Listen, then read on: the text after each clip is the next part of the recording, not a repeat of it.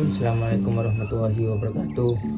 Perkenalkan, nama saya Muhammad Nur Halim dengan NIM 2105011100084 dari kelas Ekonomi Makro B.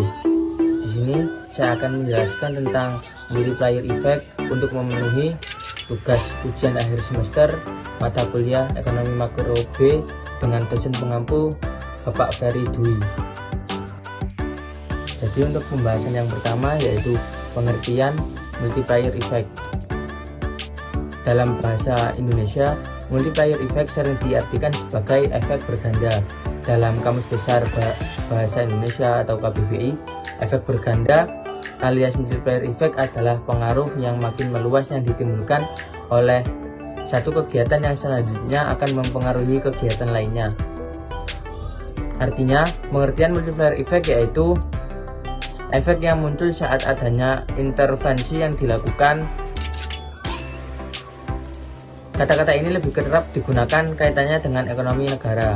Pengertian multiplier effect dalam ekonomi makro adalah pengaruh meluas yang ditimbulkan oleh suatu kegiatan ekonomi dengan peningkatan pengeluaran nasional berpengaruh pada peningkatan pendapatan dan konsumsi.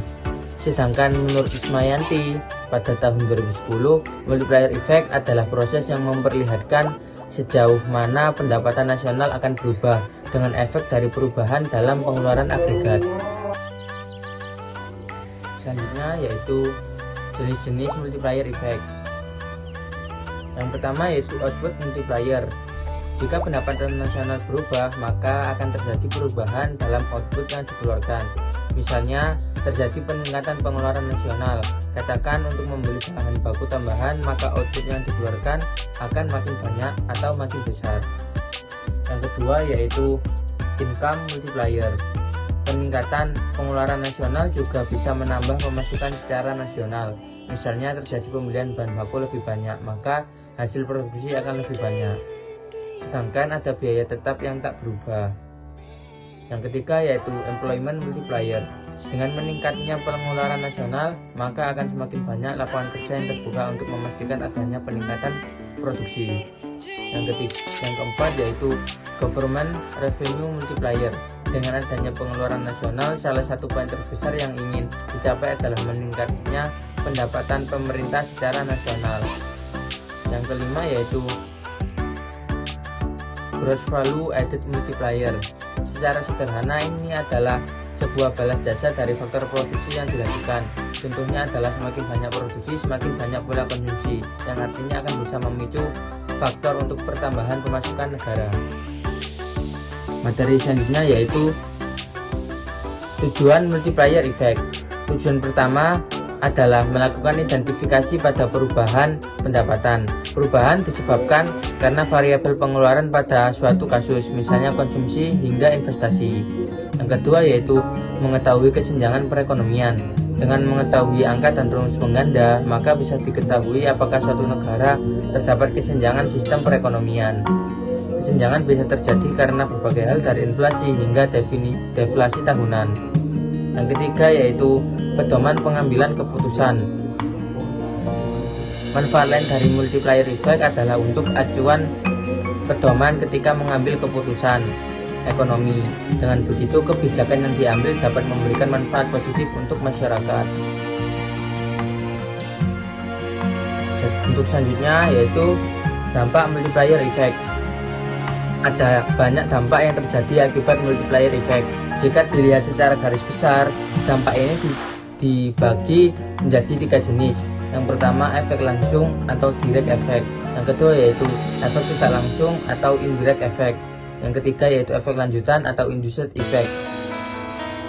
Efek langsung ini atau indirect effect langsung dirasakan ketika pengeluaran nasional meningkat. Contohnya adalah output yang langsung lebih banyak ketika produksi ditingkatkan. Dalam skala yang lebih kecil, efek ini contohnya adalah iklan yang langsung membuat penjualan jadi semakin meningkat. Yang kedua yaitu efek tidak langsung atau indirect effect. Berkebalikan dari efek langsung, efek tidak langsung adalah dampak yang tidak bisa langsung dirasakan. Contohnya adalah ketika pemerintah mengeluarkan biaya lebih di sektor migas, peningkatan pemasukan baru dirasakan pemerintah dari sektor lain selain migas, tetapi yang masih berhubungan dengan migas. Yang ketiga yaitu efek lanjutan atau induced effect. Efek lanjutan adalah dampak gabungan yang terjadi dari efek langsung dan tidak langsung. Contohnya adalah banyak sektor lain yang mendapatkan keuntungan ketika adanya subsidi pemerintah di sektor migas. Lalu, rumus angka penggandaan multiplier effect. Di dalam multiplier effect, kita mengenal istilah MPC atau marginal propensity to consume dan MPS, marginal propensity to save. Apa itu MPC dan MPS? MPC, marginal propensity to consume, merupakan perbandingan antara pertambahan konsumsi delta C yang dilakukan dengan pertambahan pendapatan disposable delta Y. Nilai MPC bisa dihitung dengan menggunakan rumus MPC sama dengan delta C dibagi delta Y. Sementara itu, MPS merupakan perbandingan antara tambahan tabungan delta S akibat adanya tambahan pendapatan delta Y. Nilai MPS bisa dihitung dengan menggunakan rumus MPS sama dengan delta S dibagi delta Y. Lalu, adapun hubungan antara MPC dan MPS dapat dinyatakan sebagai berikut. MPC plus MPS sama dengan 1, sehingga MPC sama dengan 1 kurangi MPS, dan MPS sama dengan 1 kurangi MPC. Bagaimana cara menentukan nilai angka pengganda? Berikut ini merupakan bentuk-bentuk angka pengganda dan juga rumusnya. Yang pertama yaitu angka pengganda pengeluaran pemerintah atau government expenditure.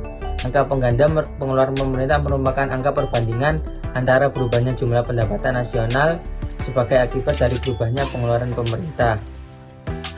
Dengan rumus delta Y sama dengan 1 dibagi MPS dikali delta G. Keterangan yaitu delta Y perubahan pendapatan nasional dan delta G perubahan pengeluaran pemerintah.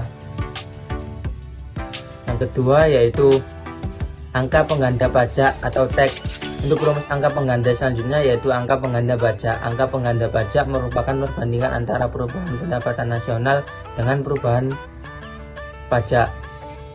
Rumusnya yaitu delta Y sama dengan min MPC dibagi MPS dikali delta T, dengan keterangan delta Y perubahan pendapatan nasional dan delta T perubahan pajak. Yang ketiga yaitu angka pengganda investasi atau investment. Sekian dari saya.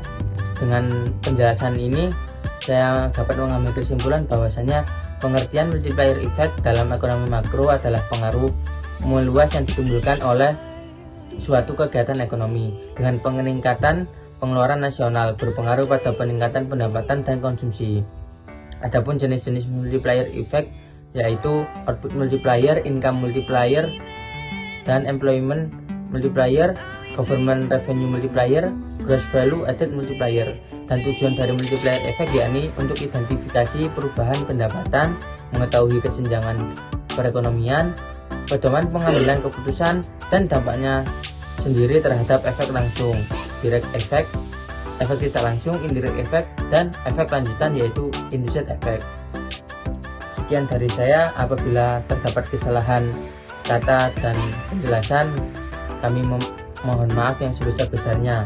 Sekian dari saya ucapkan terima kasih. Syukron. Assalamualaikum warahmatullahi wabarakatuh.